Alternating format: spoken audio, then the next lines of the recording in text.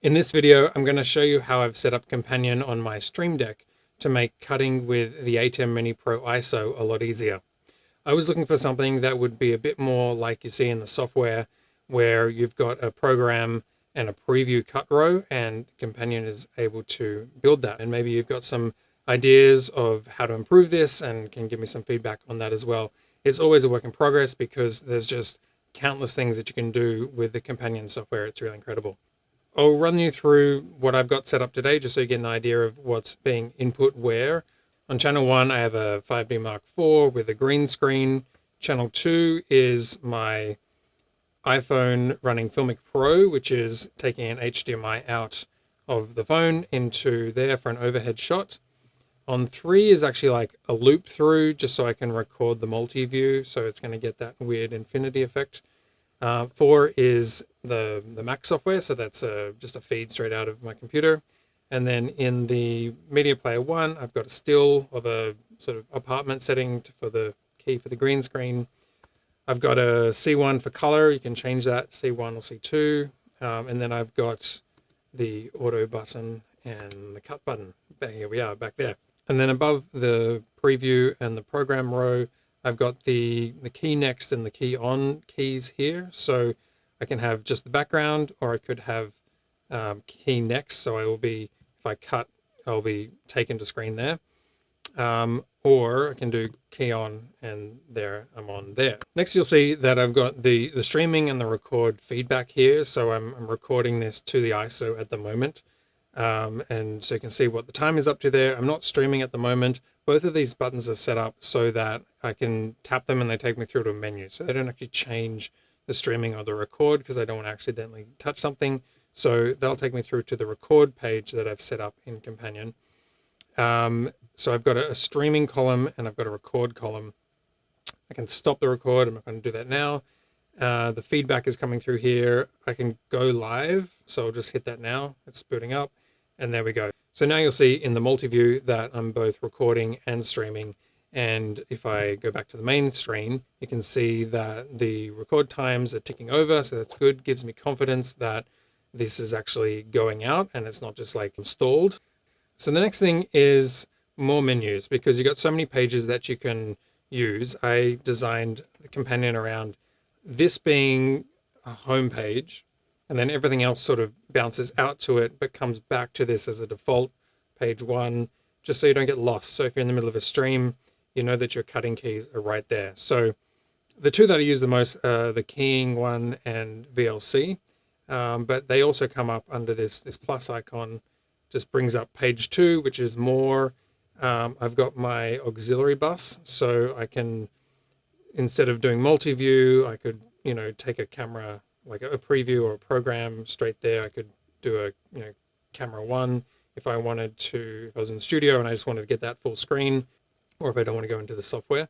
Mac for macro, so you can see you've got all like 50 keys. Actually, I've only got up to 25 that you can assign to something and have easy access to it. I've got the still store. I've got a macro here to grab a still. So if I smile at the camera and it takes a picture, and then I bounce into my media pool, you can see here, Capture 3 here is being loaded up. I've got 4 other ones that are just standard. I've got my NYC home, which is not actually my home, in case you're wondering. It's just easy access to that if I need to sort of change my background here. If I didn't want to be at the home location, I could be in NYC loft or Central Park if I'm feeling very rich, or vacation. Just very easy to access all of these, and the names carry through.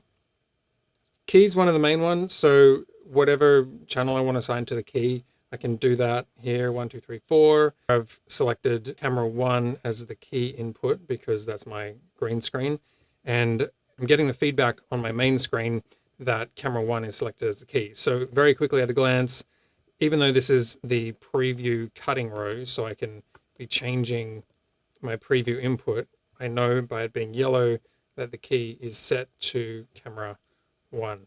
One of the most powerful things that I've programmed in Companion is VLC, so that you can use it as a Hyperdeck equivalent without having to jump over into the actual software interface.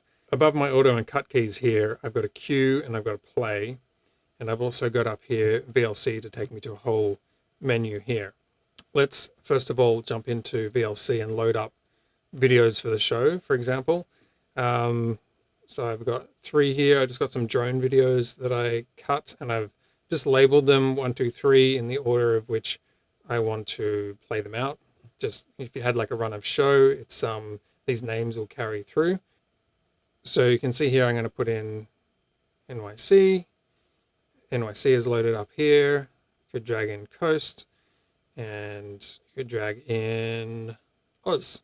We've got 3 videos in our playlist. All right, so what these buttons do is load up input 4 in the ATEM, because that's what the computer HMI is coming into, and then it plays and pauses the VLC. So I've got my Coast video, I've got my Australian footage, and then nothing in those ones.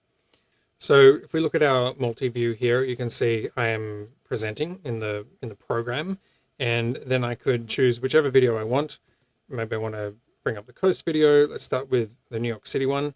It's in my preview, ready to roll. Because I'm on this page, this is set to be a roll auto, a roll cut. So at one press, it'll play the video and cut across. So then I could, keep talking and then present that however I want. What's really cool here is you'll see Q1 is saying we're on video 1, and it's showing the time that is left on the video. So I know I can follow that and say, okay, I got 10 seconds left. I got to get ready to get back. I'm going to go back here, and what do we got? 5, 4, 3, and then, hey, welcome back to whatever I'm doing. And now for the next thing. Also on my home page, these buttons carry over. As I cycle through it, I've got each video coming up. So video 1, video 2, video 3, and it's showing me the times on each of these videos. I've also set it up so you can preview it by holding it. So if you press it down, you can see the videos playing here in the multi-view, and then maybe you wanted to find a point, and then you take your finger off. Okay, this is where I want to start it for this time. And then from here, I could just roll into the video from my home page by doing a play and a auto cut like this. And then we're off and away. Okay, just 2 more things. We've got 3 macros up the top here, which is just building sort of a green screen or a picture-in-picture effect. The first one is essentially what you're seeing right now, which is a green screen key over the still background. So I can hit that, and then I'm talking to a client with a nicer background than a green screen.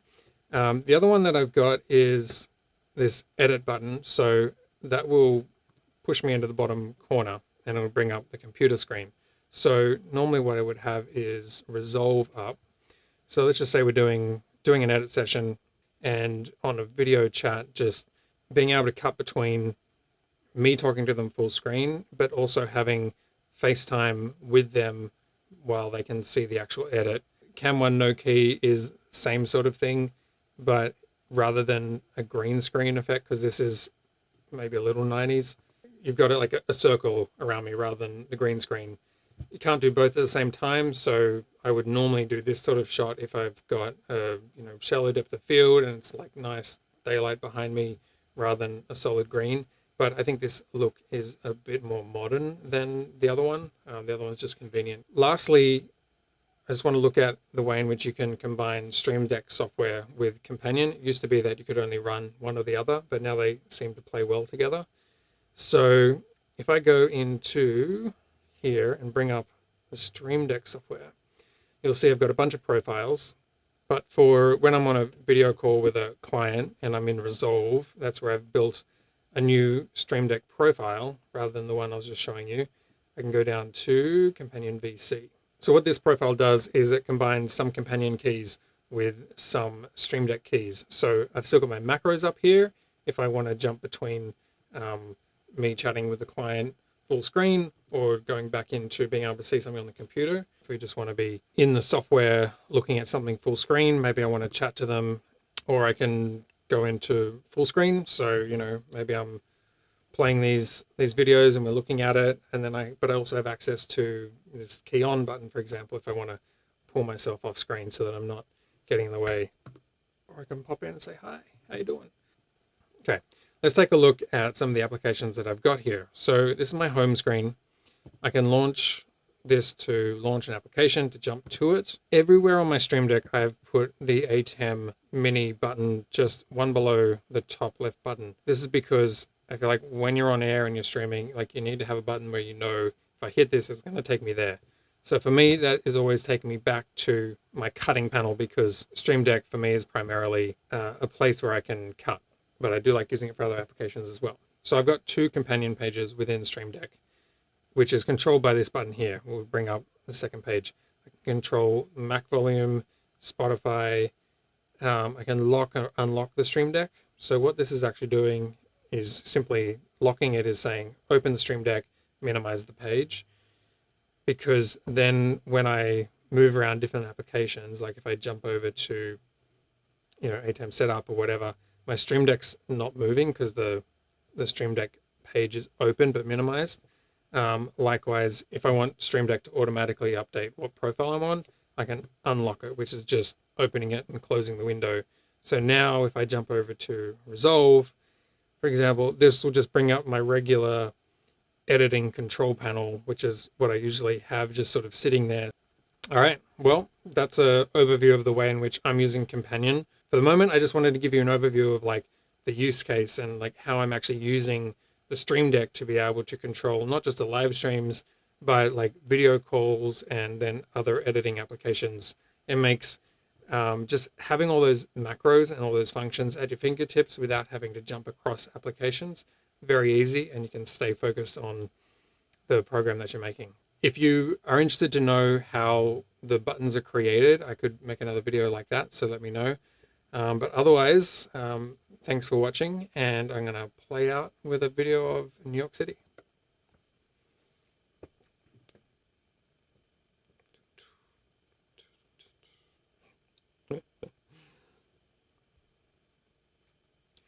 And then because we are still recording, we're going to jump in here, and this will be the end of the show with stop.